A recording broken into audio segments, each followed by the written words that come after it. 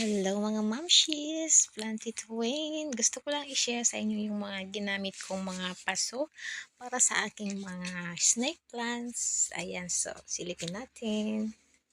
Eto guys, yung mga hindi nyo na ginagamit dahil may mga hairlines, kahit maliliit na hairlines, o di ba? Parang ayaw na nating gamitin sa mga kainan. Yan, mga mugs, mga baso, mga mangkok, kahit maliliit, kung pwedeng lagyan ng halaman, ayan, nilagyan ko sila. Pero ito, talagang paso yan na maliit. Yan, para sa mga cactus sana. Pero ito na nga, mga snake plants yung mga nilagay ko. Yan, mga jars. Diba? May pakinabang pa rin sila at nagdudulot sila ng ganda sa ating bahay. Ito, malaking mangkok.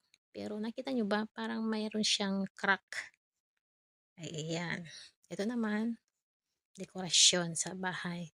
Pero nilagay ko na rin dyan. Diba? Wala silang mga daluyan ng tubig.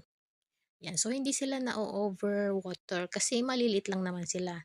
Tapos, ang pagdilig ko sa kanila, hindi everyday. Kasi hindi naman sila sensitive. Madaling alagaan ang mga snake plants.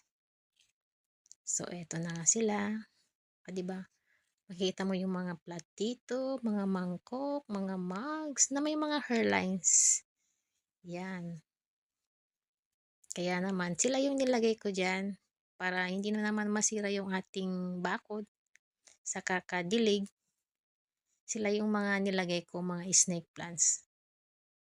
Kahit mga konti-konti lang na dilig-dilig, minsan-minsan, pwede na kay snake plants.